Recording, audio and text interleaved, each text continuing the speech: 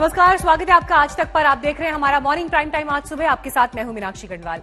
शुरुआत में सबसे पहले बात महाराष्ट्र और गुजरात की, जिन्होंने बीते दिन ताउते तूफान का कहर झेला है। महाराष्ट्र से तूफान गुजर चुका है और गुजरात के समंदर में तूफान की लहरें तबाही का शोर कर रही हैं। आपको बता दें कि जो ये तस्वीरें भी इस वक्त आप देख रहे हैं, ये बीते दिन से ऐसे हालात बने हुए हैं महाराष्ट्र और गुजरात में। गुजरात में ऊना के तट से देर रात तूफान टकराया और उसके बाद तबाही के निशान जहां तहां देखे जा सकते हैं।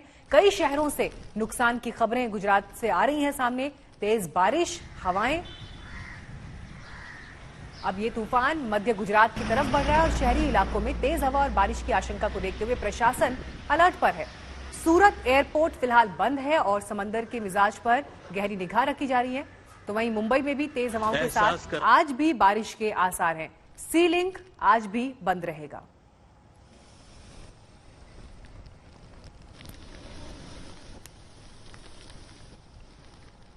और तूफान के खतरे के बीच बड़ी खबर हमारे पास ये आ रही है कि गृह मंत्री अमित शाह ने गुजरात, महाराष्ट्र और राजस्थान के मुख्यमंत्रियों से चक्रवात पर हालात को लेकर बात की है। अब तक की स्थिति की जानकारी उन्होंने ली है। साथ ही गृह मंत्री ने दमन दीव और दादर नगर हवेली एडमिनिस्ट्रेटर से भी बात की। वहां पर इस वक्त क्या परिस्थितियां बनी हुई हैं, इस पर उन्होंने जानकारी ली। 3 राज्यों के मुख्यमंत्रियों से गृह मंत्री अमित शाह ने बात की है। गुजरात, महाराष्ट्र, राजस्थान, जहां पर तूफान का असर कल और आज के दिन जबरदस्त रहा। महाराष्ट्र से तूफान हालांकि गुजर गया है, लेकिन अभी भी तेज बारिश और हवाएं कई हिस्सों में जारी हैं। गुजरात में ऊना में देर रात समंदर तट से टकराया है तूफान और उसके बाद तबाही की तस्वीरें अलग अलग हिस्सों से मिल रही हैं। इस बीच गृह मंत्री ने एक तरह से ये समीक्षा बैठक भी है, जिसमें हालात को लेकर जो वहां पर हालात बने हुए हैं उस पर उन्होंने जानकारी ली। जितेंद्र बहादुर सिंह जुड़ गए हैं हमारे साथ और जानकारी के साथ।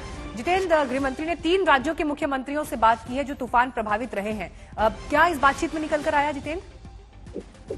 देखिए मीनाक्षी, गृह मंत्री ने जो बात की है इसमें खासतौर पर गुजरात के मुख्यमंत्री से बातचीत किया है, साथ ही महाराष्ट्र और राजस्थान के मुख्यमंत्रियों से बातचीत किया है, जिसमें सबसे बड़ी बात यह है कि कुछ शहरों से तो तूफान आगे निकल गया है, लेकिन उसमें नुकसान बहुत ज्यादा हुआ है। तो इन तमाम चीजों को लेकर के एक वहां से जो नुकसान का जायजा लेकर के केंद्र सरकार को भेजा जाएगा। साथ ही गृह मंत्री ने कल ही ये निर्देश दिए थे कि जो कोविड अस्पताल है उसमें किसी भी तरीके से पावर बैकअप का कमी नहीं होनी चाहिए। वहां पर आईसीयू जो बेड्स है वहां पावर बैकअप की व्यवस्था होनी चाहिए। अभी जो जानकारी है उसके मुताबिक अहमदाबाद और जो शहर है सूरत, उन इलाकों में तेज हवाएं चल सकती हैं। तो गृह मंत्री ने बातचीत करके ये कहा है कि ये सुनिश्चित किया जाए कि जो कोविड अस्पताल है वहाँ ऑक्सीजन की कमी और इसके अलावा किसी भी तरीके की व्यवस्था वहाँ पर नहीं हो। इसके साथ ही राजस्थान का जो कुछ इलाका है वहाँ पर भी तूफान का जो खतरा है, जो चक्रवात है, उसका काफी नुकसान हो सकता है। तो इसके लिए राजस्थान के मुख्यमंत्री से भी गृह मंत्री ने बात किया है। अब ये बताया जा रहा है कि उन इलाकों में जहां जहां नुकसान हुआ है उसकी एक रिपोर्ट तैयार होकर के केंद्र सरकार को दिया जाएगा और उसके बाद आगे केंद्र सरकार ने कहा है कि जो भी जरूरत होगी राज्य सरकारों को वो केंद्र सरकार की तरफ से पूरी तरीके से दिया जाएगा। जी, शुक्रिया जितेंद्र आपका इस जानकारी के लिए। आपसे अपडेट्स हम आगे लेते रहेंगे। गृह मंत्री अमित शाह की ये अहम बातचीत 3 राज्यों के मुख्यमंत्रियों के साथ हुई है, गुजरात, महाराष्ट्र, राजस्थान। हालांकि तूफान समुद्री इलाकों में आता है, लेकिन मुश्किल की घड़ी ये है इस वक्त कि जिस तरह से कोविड को लेकर महाराष्ट्र क्योंकि बहुत प्रभावित रहा है और जो हालात देश भर में बने हुए हैं, ऐसे में तूफान का संकट कोविड मरीजों के लिए कितना खतरनाक हो सकता है, इसका आप अंदाजा लगाइए। और इसी बात को लेकर गृह मंत्री ने भी राज्यों के मुख्यमंत्रियों से बात की कि कोविड के मरीज जो कम से कम अस्पताल में भर्ती हैं उन्हें कम से कम दिक्कत हो, इसके लिए पूरे इंतजाम किए जाए।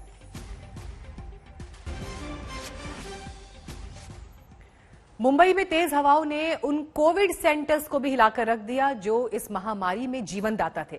अब मरीजों को कहीं और शिफ्ट किया गया है और वैक्सीन का काम फिलहाल ठप पड़ा है। इस बीच ये अलग अलग तस्वीरें भी आपको हम दिखा रहे हैं, जिसमें कहीं पर नुकसान दिखाई देता है तो कहीं पर आपको प्रशासन की मुस्तैदी भी दिखाई देती है। लेकिन तेज हवा, बारिश और समंदर की लहरों ने जो उत्पात मचाया है तटीय इलाकों में, आने वाले दिनों में उस नुकसान का आकलन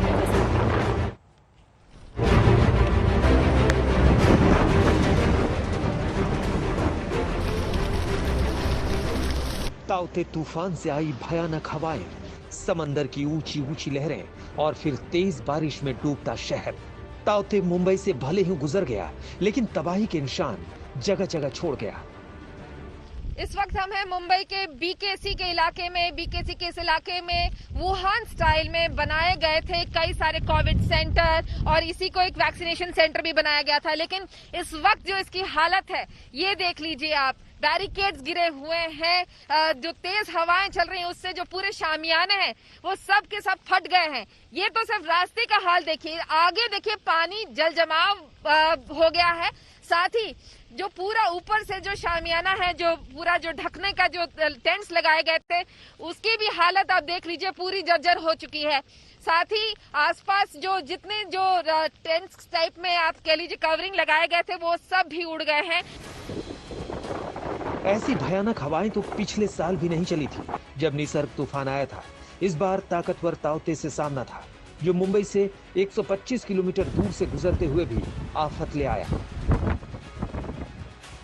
बीच दोपहर का समय है और लोगों को गाड़ियों का लाइट ऑन करके गाड़ी चलानी पड़ रही है क्योंकि विजिबिलिटी इतनी तरीके से गिर गई है। विजिबिलिटी के लो होने की वजह से ही, क्योंकि ये एयरपोर्ट का भी इलाका है। ये जो आप देख रहे हैं ये पूरा दीवार जो है यहीं से तकरीबन हर 3 मिनट पे एक फ्लाइट टेक ऑफ किया करती थी, एक समय था। लेकिन अब क्योंकि साइक्लोन के आने की वजह से ये पूरा का पूरा एयरपोर्ट इस वक्त बंद कर दिया गया है। कई सारी जो फ्लाइट्स हैं वो डाइवर्ट कर दी गई थी दूसरे इलाकों में और यही वजह है कि तेज हवाएं और मूसलाधार बारिश जो हो रही है उसकी वजह से आप देख लीजिए यहाँ कई सारे पेड़ भी गिरे हुए हैं। लोगों का कहना है कि उन्होंने कंप्लेंट किया है लेकिन कंप्लेंट करने के बावजूद अभी तक बीएमसी के अधिकारी नहीं आ पाए हैं। पेड़ गिरने की वजह से वहाँ रेलिंग टूट गई है। मुंबई में दोपहर में ही अंधेरे जैसा हो गया, एयरपोर्ट बंद करना पड़ा। मुंबई में जगह जगह पेड़ उखड़ गए, पोल उखड़ गए। 120 किलोमीटर प्रति घंटे की रफ्तार से ताउते की आफत आई। ज्यादा जो घटनाएं हमारी नजर में आई हैं वो करीबन 350 के आसपास अभी तक कुछ पेड़ की टहनियां गिरना या पेड़ गिरने की घटनाएं हमारे ध्यान में आई हैं और वो भी हम रोड क्लियर करना है या वो कटे हुए वो पेड़ जो गिरे हुए पेड़ है उसको काटकर अलग करना है ताकि वो आवाजाही ठीक ठाक हो सके। और इसके अलावा जो हमारे जंबो सेंटर थे या जो हमारे टेम्पररी स्ट्रक्चर थे उसमें भी कोई प्रकार का नुकसान हुआ नहीं है और उसमें हमने जो 580 पेशेंट 2 दिन पहले हमने शिफ्ट कर दिए थे इस तूफान का अंदाजा लेकर सुरक्षितता रहे उसको हमने प्रथम प्राथमिकता दी और सभी को शिफ्ट कर दिया। इसलिए ना तो कोई जान हानि हुई है ना तो माल हानि भी बहुत निग्लिजिबल हुई है। लेकिन आने वाला समय भी अभी आज का ये भी एक हमको इंडिकेशन आया है कि बारिश तेज हो सकती है तो उसके लिए भी हमने हमारे सभी यंत्रणाएं को सतर्क कर रखा है। वो चाहे वो पंप डिप्लॉय करके रास्ते क्लियर करना हो या कोई पेड़ गिरते हो तो उसको क्लियर करना हो या कोई दुर्घटना अगर कोई डूब रहा है दुर्घटना की वजह से तो उसको भी निकालने का हो तो सब हमने हमारी जो फील्ड यंत्रणा है उसको सबको हमने सतर्क कर रखा है। एक तरफ तेज बारिश और दूसरी तरफ हाई टाइड, मुंबई का समंदर सड़कों पर पहुंच गया। ताउते से वही हाल बन गए जिस हाल में मॉनसून में मुंबई दिखती है। मुंबई में साइक्लोन ताउते का ये असर है कि इस वक्त आप देख लीजिए तेज बरसात की वजह से सड़कों पे पानी पूरा भर गया है और इसकी वजह से आप देख लीजिए 4 किलोमीटर लंबा traffic jam western express highway पे लगा है और यहाँ देख लीजिए बीएमसी के कर्मचारी लगे पड़े हैं कि जरा पानी निकाल पाए। लेकिन अभी क्योंकि हाई टाइड भी है यही वजह है कि इतना ज्यादा बरसात और जो हाई टाइड का जो कॉम्बिनेशन होता है उसकी वजह से ये इतना ज्यादा पानी सड़कों पे भर गया है। ये वो सड़क है, सर्विस रोड है जो दरअसल मिलन सबवे की तरफ जाता है और यहाँ देखिए गाड़ियां बंद पड़ गई हैं। टोइंग अवे के लिए गाड़ी आई है लेकिन फिर भी आप देख लीजिए बंद गाड़ी को किसी तरह से रिट्रीव करने की कोशिश कर रही हैं। लेकिन दिक्कतें वही तमाम जो हर साल मुंबई में होता है कि बरसात हुई नहीं कि ट्रैफिक जाम और बंद गाड़ियां। सुबह से मुंबई की सांसें अटकी थी, तूफान का खतरा सामने था और तूफान भी ऐसा ताकतवर जैसा ताकतवर तूफान 23 साल में नहीं आया। कोस्टल महाराष्ट्र से लेकर उन सभी जगहों पर पूरी तैयारी की गई थी जहां तूफान से नुकसान का अंदेशा था। अच्छी बात यह है कि कोई बड़ा नुकसान नहीं हुआ और तूफान मुंबई के करीब से गुजरकर गुजरात की तरफ निकल गया। विद्या और मुस्तफा शेख के साथ पंकज उपाध्याय, मुंबई आज तक। तो अपडेट ये है कि गृह मंत्री अमित शाह ने बात की है 3 राज्यों के मुख्यमंत्रियों से जो तूफान से प्रभावित हैं, लेकिन हम आपको कुछ नंबर्स में और आंकड़ों में बताते हैं कि आखिर इस वक्त किस तरह की परिस्थिति जो है वो दिखाई दे रही है। आपको यहाँ पर प्लाज्मा ग्राफिक्स के जरिए हम ये समझाने की कोशिश करते हैं। अगर महाराष्ट्र और गुजरात की आप परिस्थितियां देखें तो गुजरात के समंदर किनारे एनडीआरएफ की पूरी तैनाती है। कल हमने एनडीआरएफ की डीजी से भी बात की थी, उनसे इंतजामों की जानकारी ली थी, लेकिन अभी भी इन दोनों राज्यों में हालात सामान्य होने में वक्त लगेगा। ऊना के समुद्री तट से तूफान टकराया है, लेकिन मध्य गुजरात की तरफ ये तूफान अब बढ़ रहा है और मुंबई में भी आज हल्की बारिश के आसार है। इस तरह का मौसम विभाग ने अनुमान दिया है। नौसेना से समुद्र से लोगों को बचाने के लिए कहा गया। आज भी मुंबई सी लिंक जो है वो बंद रहेगा। तूफान की वजह से देखिए गुजरात में भी सूरत एयरपोर्ट बंद रहेगा, तो ट्रैफिक पर जबरदस्त इसकी मार पड़ी है। लेकिन आने वाले 4 से 5 दिन और ज्यादा अहम इन दोनों राज्यों के लिए रहने वाले हैं, क्योंकि पावर कट से लेकर ट्रैफिक को सुचारू रूप से चलाना, इसके अलावा जो नुकसान हुआ है उस नुकसान का आकलन करना, ये तमाम चुनौतियां इस वक्त प्रशासन के सामने दिखाई दे रही हैं। अमरेली, आणंद, भावनगर पर अभी भी खतरा बरकरार है। मध्य गुजरात की तरफ ये तूफान बढ़ चुका है। सूरत एयरपोर्ट इसकी वजह से बंद है। बड़े बड़े पेड़ जड़ समेत उखड़कर सड़कों पर आ गिरे हैं। बिजली के खंभों को जबरदस्त नुकसान हुआ है। कोविड फैसिलिटीज जहां पर पेशेंट्स का इलाज चल रहा था, उन्हें दूसरी जगह शिफ्ट किया गया है। और आज जब गृहमंत्री ने भी 3 राज्यों के मुख्यमंत्रियों से बात की तो उस समय उनकी भी प्राथमिकता यही थी कि जिनका कोविड का इलाज चल रहा है उन्हें तकलीफ ना हो, इसके लिए इंतजाम किए जाए। आइए आपको सीधे ग्राउंड पर लेकर चलते हैं। हमारी संवाददाता गोपी जुड़ गई हैं हमारे साथ। गोपी, गुजरात में तो बीती रात तूफान तट से टकराया है, लेकिन मध्य गुजरात की तरफ अब ये बढ़ रहा है। अब किन किन इलाकों पर खतरा है और किस तरह के इंतजाम आप ग्राउंड पर देख रही हैं गोपी? देखिए मीनाक्षी, जो साइक्लोन है वो अब मध्य गुजरात की ओर आगे बढ़ रहा है। अहमदाबाद कलेक्टर ने अभी अभी मैसेज दिया है कि लोग बिना काम के बाहर ना निकले, क्योंकि हवाएं तेज चलेगी और बारिश होगी। उससे पहले आपको बताती हूँ कि जो चक्रवात आया था ताउते, उसने किस तरीके से कहर बरपाया। इस वक्त हम मौजूद है कोडिनार के एक फर्नीचर के शोरूम में। आपको दिखाती हूँ कि किस तरीके से ये पूरा जो शोरूम था फर्नीचर का, ये डिस्ट्रॉय हो चुका है। दरअसल जो छत थी, हवा इतनी तेज थी कि ये पूरी की पूरी जो छत है वो यहाँ पे उड़ गई है। जो गद्दे यहाँ पे रखे हुए थे वो भी हवा में उड़ गए हैं और पूरा का पूरा फर्नीचर का जो शोरूम है वो डिस्ट्रॉय हो चुका है। आपको दिखाते हैं किस तरीके से जो पूरे शेड थे वो यहाँ पे गिर गए हैं और दीवारों में दरारें आ गई है। काफी ज्यादा यहाँ पे नुकसान हुआ है। हमारे साथ इस फर्नीचर के जो शोरूम है उनके मालिक मौजूद है, उन्हीं से बात करते हैं। ये बताइए कि कल रात का माहौल किस तरीके का था यहाँ? कल रात बहुत ज्यादा पवन थी और बारिश भी थी और यहाँ पर किसी की जान आनी मान आनी कुछ हुई नहीं है। कितना नुकसान हुआ? एक डरावना माहौल था। करीबन 15 से 20 लाख जितना नुकसान हुआ है। माहौल क्या था? काफी डरावना लग रहा था क्योंकि पूरा यहाँ पे शेड उड़ गया है। काफी डरावना माहौल था। बिल्कुल डरावना माहौल था, क्योंकि देखिए आपको दिखाती हूँ मीनाक्षी की पूरा जो फर्नीचर का शोरूम है वो पूरी तरीके से तबाह हो चुका है। ऊपर छत पूरी जो है वो उड़ चुकी है। साथ ही यहाँ पे जो फर्नीचर रखा हुआ था वो सारा फर्नीचर बर्बाद हो चुका है, क्योंकि तेज हवा बारिश की वजह से काफी ज्यादा यहाँ पे नुकसान हुआ है। आपको दिखाती हूँ कि देखिए किस तरीके से जो नए फ्रेम जो हम घर के डेकोरेशन के लिए रखते थे वो यहाँ पे रखे हुए थे वो पूरी तरीके से टूट चुके हैं। यहाँ तक कि जो अलमारियां थी वो अलमारियां भी पूरी तरीके से डिस्ट्रॉय हो चुकी है। आपको दिखाती हूँ कि किस तरीके से पूरा हवा जब चली तो जो अलमारी यहाँ पे पहले तो शेड उड़ा, उसके बाद जो दीवारें थी वो गिरने लगी और जो अलमारी थी वो पूरी तरीके से गिर गई है।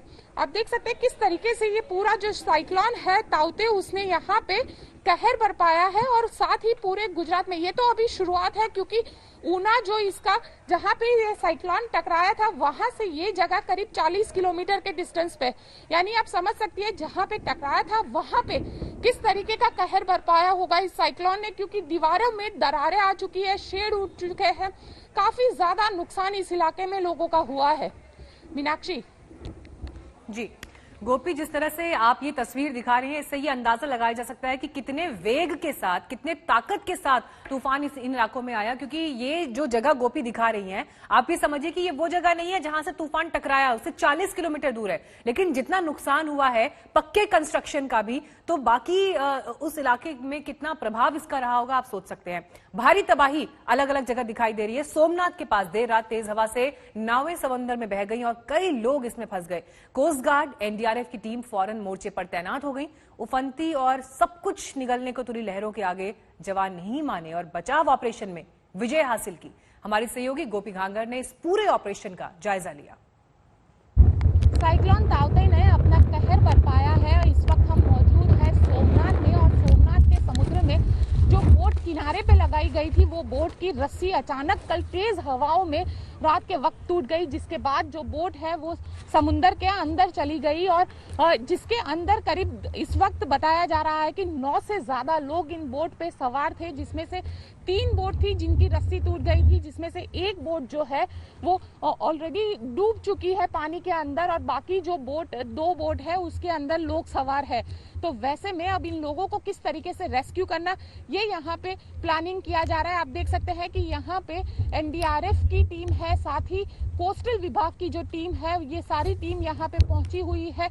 लगातार रेस्क्यू किस तरीके से किया जाए, क्योंकि हवाएं हैं वो काफी तेज चल रही है और समुद्र में जो लहरें हैं वो भी उफान पर है। तो वैसे में इन लोगों को बचाना, सुरक्षित तरीके से बचाना, आप देख सकते हैं जो एनडीआरएफ की टीम और कोस्ट गार्ड की टीम है वो यहाँ पे तैनात है। वो लगातार किस तरीके से इनको रेस्क्यू करके निकालना, ये यहाँ पे जांच कर रही है। साथ ही जो अंदर लोग हैं उनके साथ मोबाइल फोन पे संपर्क फिलहाल हो रहा है, लेकिन एक बोट डूब गई है और बाकी 2 बोटों से अब लोगों को किस तरीके से निकालना, ये एक सबसे बड़ी चुनौती है। कैमरामैन उज्जवल ओझा के साथ गोपी घांगर, सोमनाथ आज तक। अरब सागर में इस वक्त एक बड़ा रेस्क्यू ऑपरेशन चल रहा है। ताउते तूफान की वजह से मुंबई के पास अरब सागर में एक जहाज दरअसल फंस गया। P305 नाम के इस नौका पर 273 लोग सवार थे। मदद की गुहार मिलते ही नौसेना की टीम रेस्क्यू ऑपरेशन में लग गई। रेस्क्यू के लिए नेवी ने INS कोच्चि और INS कोलकाता को लगाया। तूफान की वजह से रेस्क्यू ऑपरेशन काफी चुनौतीपूर्ण था, लेकिन जाबाज नौसैनिक अब तक 146 लोगों की जान बचा चुके हैं। नेवी ने रेस्क्यू ऑपरेशन में आज सुबह P81 long range multi mission maritime petrol aircraft को भी उतारा। नेवी का रेस्क्यू ऑपरेशन पूरी रात चलता रहा, जो अभी भी जारी है। तो मुंबई के समंदर में ये एक बड़ा रेस्क्यू ऑपरेशन चल रहा है। 273 लोग इसमें फंसे थे, लेकिन 146 लोगों को अब तक बचाया जा चुका है जो जहाज पर सवार थे, और अभी भी ये ऑपरेशन नेवी का जारी है। इसमें INS कोच्चि और INS कोलकाता की मदद ली जा रही है और उनके जरिए इस रेस्क्यू ऑपरेशन को चलाया जा रहा है।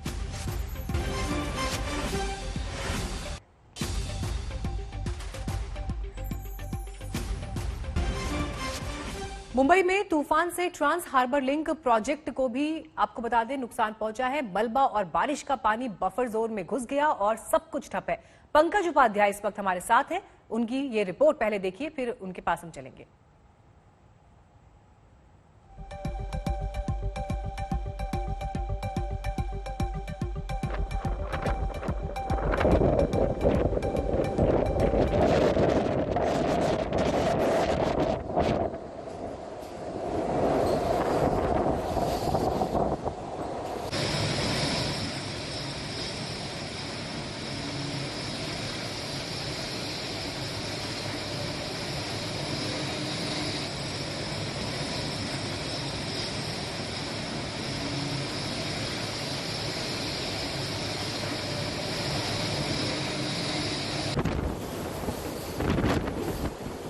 चलिए रिपोर्ट हम आपको दिखाएंगे, लेकिन पंकज मौजूद है हमारे साथ लाइव, इस वक्त जुड़े हुए हैं। पंकज, ये बड़ा रेस्क्यू ऑपरेशन चल रहा है, अभी आप वहां क्या देख रहे हैं, और जो लोग फंसे हुए हैं कब तक उम्मीद है कि उनको भी सुरक्षित बाहर निकाला जा सकेगा?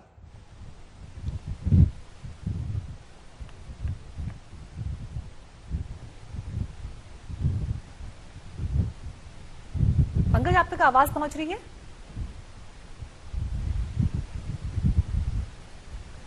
लेकिन इन तस्वीरों को देखकर आप ये अंदाजा लगाइए कि क्या वहां पर हालात है। पंकज कुछ ही देर में हमारे साथ जुड़ेंगे तो उनके पास हम फिर चलेंगे। ग्राउंड पर रेस्क्यू ऑपरेशन किस तरह से चल रहा है और क्या चुनौतियां अभी वहां पर हैं। लेकिन महाराष्ट्र गुजरात के लिए आज का दिन, कल का दिन अभी भी संकट भरा रह सकता है, जिसका अनुमान मौसम विभाग भी लगातार जता रहा है। लेकिन मुंबई के समंदर में नेवी का ये एक बड़ा रेस्क्यू ऑपरेशन चल रहा है। एक जहाज जो यहां फंस गया था उसमें 273 लोग सवार थे, हालांकि उसमें से 146 को बचाया जा चुका है। बार्ज P305 पर कुल 273 लोग थे, 146 को सुरक्षित बचा लिया गया है। लेकिन अभी भी वहां पर परिस्थितियां खराब हैं और यही वजह है कि रेस्क्यू ऑपरेशन तेजी से वहां चलाया जा रहा है, जिसके लिए INS कोच्चि, INS कोलकाता को नेवी ने वहां तैनात किया है और इसके अलावा एयरक्राफ्ट से भी मदद ली जा रही है।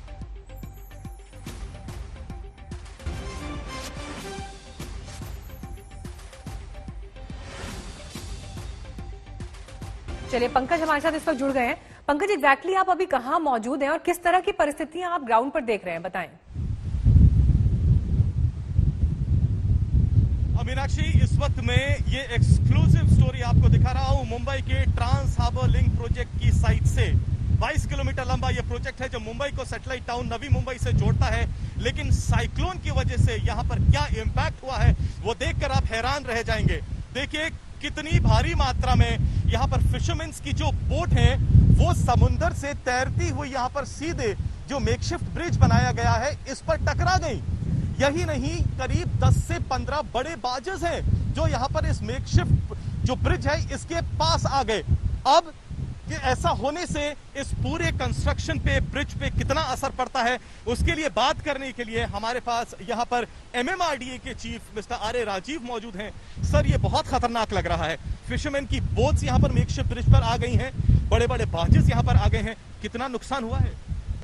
करीब 38 बोट्स जो हैं, फिशरमैन बोट्स, आकर के हमारी ये टेम्पोररी एक्सेस ब्रिज से टकराई हैं इस साइक्लोन के उसमें। और 10 से 12 जो है बार्जेस हमारे आए हुए हैं। एक बहुत बड़ा बार्ज आप देख रहे होंगे यहाँ एकदम सेंटर में आकर के टकराया है। ये बोट्स तो ऑलमोस्ट 100-150 मीटर से यहाँ आकर के टकराई हैं। बट ये बार्जेस जो है करीब 10 किलोमीटर दूर से गेटवे ऑफ इंडिया के आसपास से किससे बार्जेस ही आप अंदाजा लगाइए, जो बार्जेस गेटवे ऑफ इंडिया में शिवड़ी इलाके से 10-10 किलोमीटर दूर रहते थे वो साइक्लोन के इंपैक्ट से इस मेकशिफ्ट ब्रिज पर आकर आज खड़े हुए हैं। यहाँ पर भी एक मैं देख सकता हूँ इतना भारी भरकम बड़ा बाज है। ये बताइए सर, इससे जो अभी ये जो प्रोजेक्ट चल रहा है वो कितना ज्यादा इंपैक्ट होता है? देखिए, हम इस मामले में काफी फॉर्चुनेट रहे क्योंकि जो हमारा टेम्पररी एक्सेस ब्रिज है ये इसको जो डैमेज पहुंचा है वो उतना ही है कि उस साइड में उसकी रेलिंग्स टूटी हैं, जो हमारे स्ट्रक्चर थे, टॉयलेट्स थे, वो टूटे हैं और उसको रिपेयर करने में हमें करीब जो है कुछ समय लगने वाला है। जो प्रोजेक्ट है उस पर ज्यादा कुछ असर नहीं लेकिन जो मेन प्रोजेक्ट है, जो पिलर्स हैं, जो उसके स्ट्रक्चर्स हैं, उस पर कोई भी असर नहीं पड़ा है। डिले होता है इससे बहुत ज्यादा डिले नहीं होगा, ज्यादा से ज्यादा 1 हफ्ते 10 दिन का डिले होने वाला है। क्लियर कब तक होंगे ये फिशरमैन की बोट्स और ये बार्जेस, कब तक क्लियर होंगे?